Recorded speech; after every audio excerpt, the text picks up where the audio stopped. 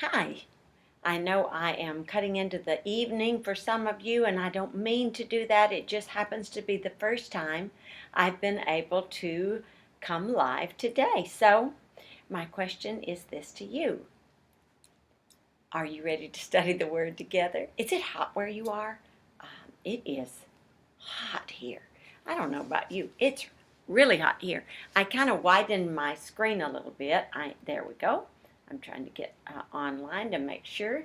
And what has happened is I widened my screen a little bit so I could show you while we wait for everyone to come on some of the new jewelry that will be posted within the next couple of days, if not within the next few hours, on the website. These beautiful pearl earrings with the rhinestones around, very fancy, but light, easy to wear, and this gorgeous necklace with the black ribbon so you can make it longer or shorter, whatever fits you. Got my little pearl ring on to go with it, and then one of the new bracelets I wanted to show you. It says enjoy the journey. I'm trying to get it across to myself and to you, and hopefully you're not my age just now learning to enjoy the journey, but that's kind of where I am. I am learning to enjoy the journey, and I believe that that's part of what God is trying to teach us in this book of Joshua. It is definitely what I'm trying to get across in the 3 stages of life: passive, active, and authoritative. It's kind of like passive, you're pregnant with something. God gives you something. It could even be regular pregnancy, but I'm just thinking of a vision, and you've got this, you're dreaming and you're visioning, but you've not really done anything yet. And then active, you birth that baby. Maybe it be your ministry, maybe it be something God's told you to do. And then while you're rearing it, raising it up and causing it to be what it needs to be, then there comes a point where you release it. And when you release it, you step into your authoritative role. And just with children, you're passive, you're pregnant, and then you give birth and you become active, very active, with a baby and then a toddler and then a teenager. And then they get to a certain age and they're ready to go on their own and start their own life, enjoy the journey. And then when you release them, you step into your authoritative role. It is not the end of life, it's actually the beginning of a new season. And that helps me talk to you just a little bit about what's in my spirit, what's in my heart. I see things on the horizon. I can't even put it into words. You all know me enough, if you've been following me, to know that God is doing something. There is something amazing going on. And I believe we're at an end of a season and we're at a beginning of a new season. I believe with this new season that we are there. And I believe with it will come new words, new revelations, new preaching, new songs, new sounds, new everything, new inventions, new witty ideas. God is birthing a lot of things in us and through us if we will allow Him.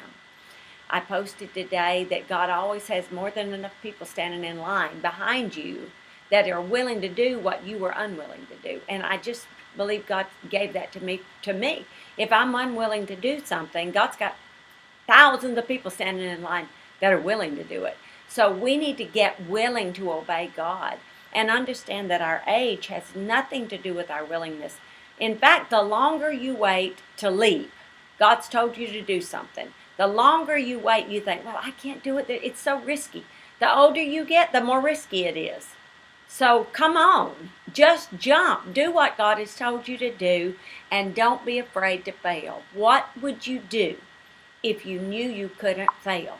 I believe this is where we are in this book of Joshua. I think Joshua already understood, I cannot fail.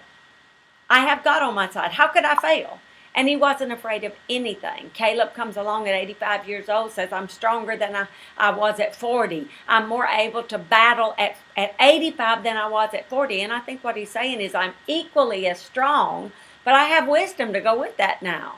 And so I'll be a better warrior because I'm smarter, I'm wiser, I have experience to go with my age and my journey. And so it does make us better. So don't think, oh, as I get older, I'm going to get worse. No, as you get older, you're going to get better.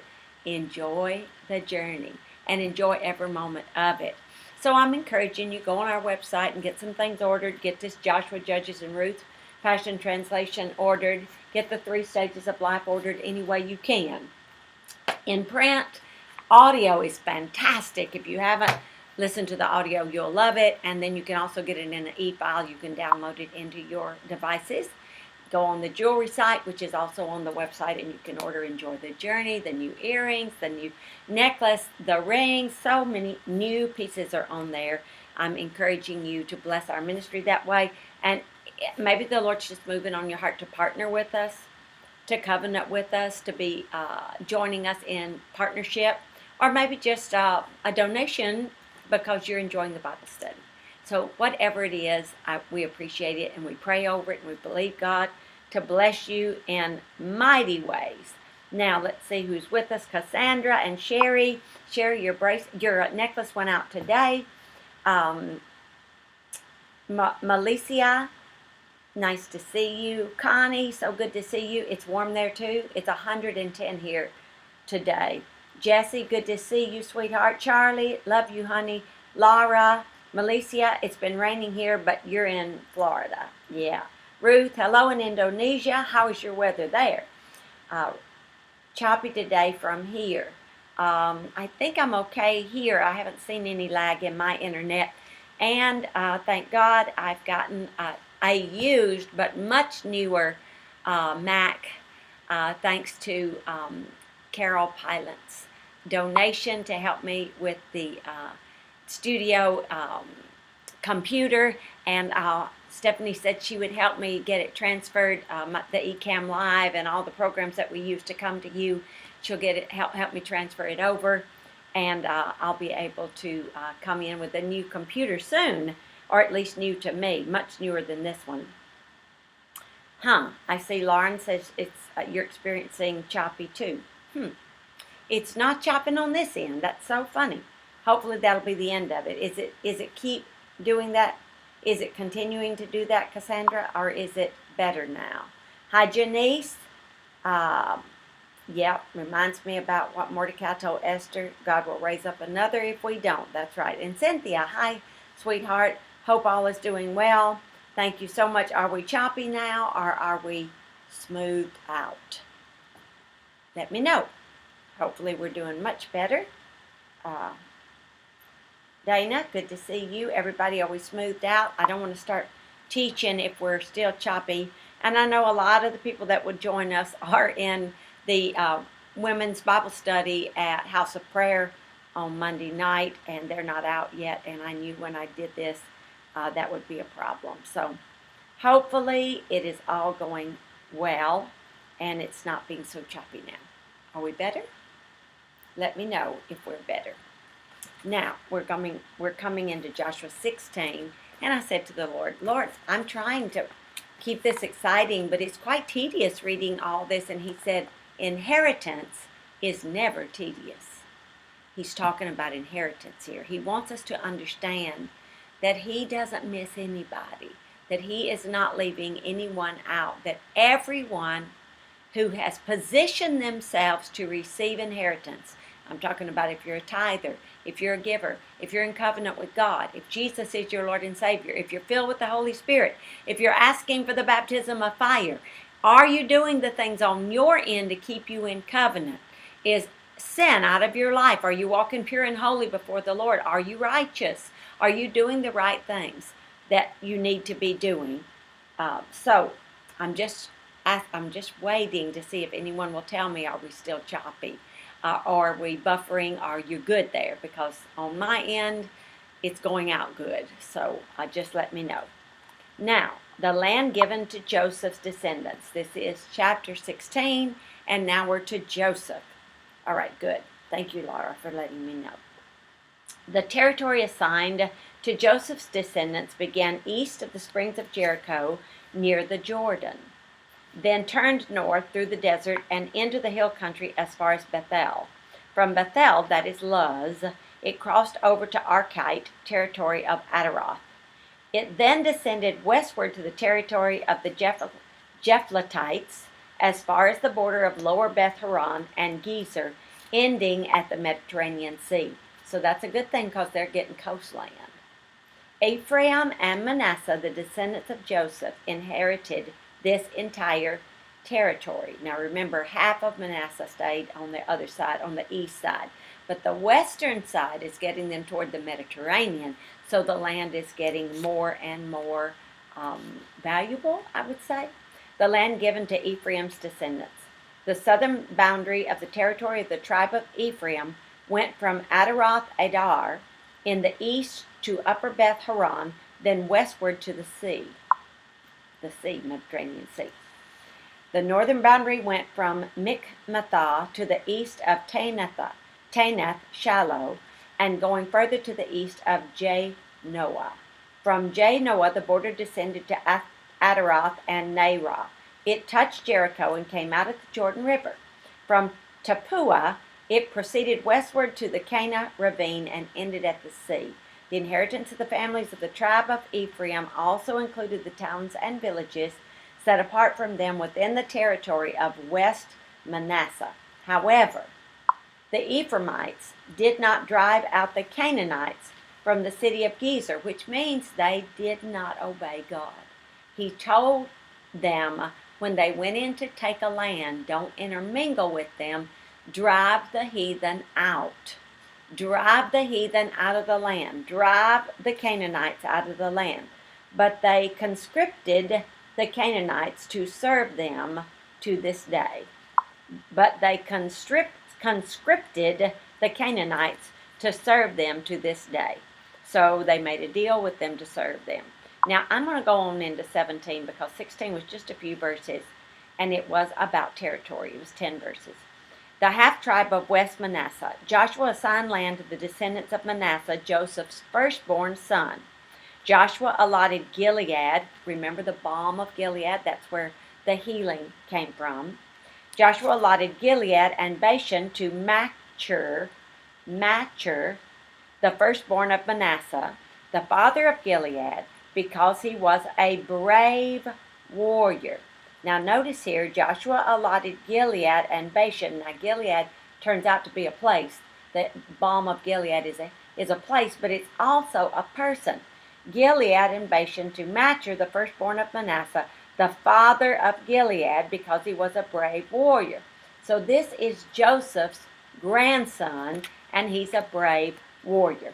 And Joshua assigned land west of the Jordan River to the rest of the tribe of Manasseh.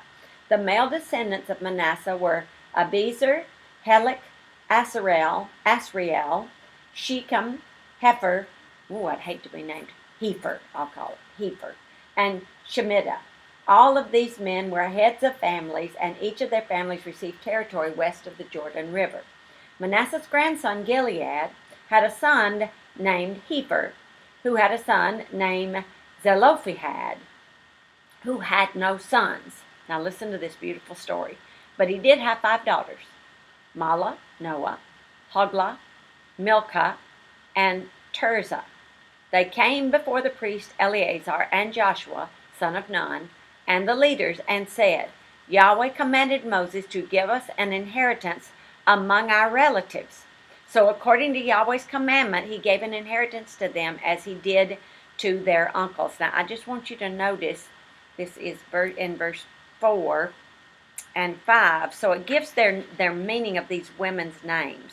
The names means, Mahlah means smooth or polished, caressing or pleasing. Noah is found here as a woman's name and means rest, call, quiet, and peace. Hoglah means hopping bird or quail. Milcah means queen, rule, or counsel. Tirzah means pleasure, delight, loving, or graciousness. And Tappuah means apple. Now that would be verse 7 when we get to Tappuah. I was hoping I could see, okay, here it is, the story. The story of this is in Numbers 27, verses 1 through 7. This is one of the first accounts where women inherited land. And it is a very important thing that we recognize that God does not withhold from women. People do, men did, but God never has. God is always blessing women, and women are always blessing God. So enjoy your position and enjoy your journey. Since Joshua assigned land to both Manasseh's male and female descendants, the tribe of Manasseh received 10 shares of land on the west side of the Jordan River, and 2 on the east. That was the territories of Gilead and Bashan. The northwest territory of Manasseh reached from Asher to Mikmetah, which is east of Shechem. The boundary went southward to the inhabitants of the spring of Tappuah, and that, remember, Tappuah means apple, and divided the land of Tappuah belonging to the tribe of Manasseh from the town of Tappuah belonging to the Ephraimites. From there, the southern border followed the Canaan stream westward to the Mediterranean Sea. Again, they had coastland. The main territory of Manasseh lay north of the stream of Kana, but south of it were some cities that belonged to the tribe of Ephraim, even though they were located inside the territory of Manasseh. So they worked it out. They worked it out. Borders, boundaries, and land assigned, which means the land you're assigned is the land you take, the land you get people saved. This is just something I've been thinking about all day, and I just want to throw it in here. You know, if you're really a kingdom person, you don't look like a museum. You don't look like a cemetery. Museums and cemeteries are very organized. Nobody ever moves around. Nobody ever gets out of place. Nobody ever does anything. And a lot of churches and a lot of people are like that. They don't like change. They don't want anything messed up. But the kingdom of heaven is different than a museum or a cemetery. The kingdom of heaven is like a nursery. It's messy. There's a lot of crying going on in there. There's a lot of tears. There's a lot of whining. There's a lot of boo-hooing. There's a lot of peeing, and there's a lot of pooping. Nurseries are messy. But the kingdom of heaven, we're supposed to be going out there displacing the heathen, making the giants leave our land, and we're supposed to be getting people saved. When we get people saved, we're raising up babies, and babies are messy, and they're dirty, and they're stinky, and they're poopy, and God loves them. And we should be understanding that just get some wipies and be the church. The church is about getting people saved. And if you're not getting people saved, it makes me wonder. Maybe you've just become a museum for God. Maybe you've become a cemetery for God. But if you're really in the kingdom of heaven, you look like a nursery. You got a lot of babies around you, and you're raising up babies, and you're wiping a lot of snotty noses, and you might be wiping up some puke, but wow, is it fun. Wow, is it fun, because there is so much fun being around life. Being around this wonderful thing called babies, baby Christians, and a baby world where we get to raise them up. And I don't know about you, but I've been thinking about this all day, and I'm excited about it because my life is surrounded by babies, baby Christians, and I'm not afraid to raise up babies. I'm not afraid to get people saved. It's fun. It can be frustrating. You can lose a lot of sleep, but it's still fun. And I'm asking you today, I'm challenging you today, get somebody saved and then start raising them up. Don't just leave them alone. Get them saved. Here we go. I'm so glad it's better now. No more buffering. I don't know why it was buffering on y'all's end. It was for once. It wasn't buffering going out of here. It wasn't halting like sometimes it can do. So I'm not sure where I stopped. I got all excited thinking about babies. It bordered on the tribe of Issachar. Now I'm at verse 11. I'm now in chapter 17. Within these 2 territories, there were several cities together that were surrounding towns that constituted 3 regions. Yet the men of Manasseh failed to take possession of those towns. They were told to go in and take possession of the land. They didn't. Now here, let's find out what happened. They didn't take possession of those towns, and the Canaanites continued to live in the land. If we flipped over to Revelation chapter 2 and 3, you would find God says, I love that you do this, I love that you do that, but I have this against you. You tolerate, and then he names what you tolerate. This is what they did. They tolerated the Canaanites in their land. They let them stay, and they infiltrated their children and their grandchildren, and the heathen married, and then other gods were introduced into their culture. Listen, I'm telling you, we have got to be careful. We've got to be careful that we stay righteous and pure and holy, and we keep our eye gate clean and our ear gate clean. We don't let mess in that we got to clean out later. Later, when the Israelites grew strong, they put the Canaanites to forced labor, but did not utterly drive them out. And see, that is disobeying what God told them to do. Now, the tribes of Ephraim and West Manasseh request more land. One day the descendants of Joseph came to Joshua and said, Yahweh has blessed us with many people, but you have given us only one part of the land. We ought to have more land. Joshua said to them, if the hill country of Ephraim is too small for the large number of people in your tribes, then go into the forests which belong to the Perizzites and the Rephaites. In other words, take possession of what I've given you and clear ground for yourselves there. Do some work to possess what God has given you. You may have to cut down some trees. You may have to pull up some stumps. You may have to get rid of some more heathens and some more giants out of your promised land. But you've been given plenty of land. You just don't want to do the work to possess it. You want it to be fairy dust.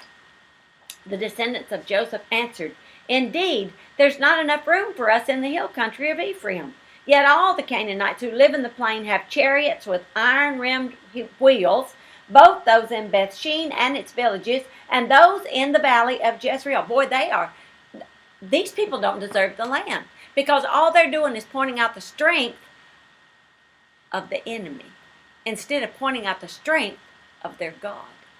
Do you spend a lot of time pointing out the strength of your enemy? Do you spend a lot of time being afraid, shrinking back? Or are you spending some time pointing out the strength of your God? And who is your God? Come on, be like Caleb. Don't be like these whiny second generation, third generation children that don't want to do the work to have what God has given them. Come on, get up and get busy. The descendants of Joseph answered, indeed, there's not enough room. They've got chariots, iron rim wheels, both these and those in the valley of Jezreel. Then Joshua said to the tribe of Ephraim and the half-tribe of Manasseh, there are indeed many people in your tribes, and for this reason you are very powerful. I'll give you more than one share of land. Therefore, I will give you the hill country as well. It's a forest, but Yahweh will empower you. He will empower you to take possession of it and clear it from one end to the other. He's going to empower you to do the work, but you're going to have to do the work. It's not fairy dust. Nobody's going to sprinkle fairy dust on you. Nobody's going to pour enough oil on your head so you don't have to do the work. You're going to have to do the work if you want to take the promise. I want to see some comments. I'm willing to do the work to take the promise. I'm willing to do the work to take the promise. This is the next generation now, and what are they doing? They're griping and complaining about it instead of doing the work. They want fairy dust. They want somebody else to lose land so they can have it that they've already cleared. No, if you want the promise of God, get in there and cut you down some trees. Get in there and clear the forest. Get in there and pull up the stumps. Pull down strongholds. Uproot the roots of bitterness and anger and frustration and strife and self-pity and self-pride.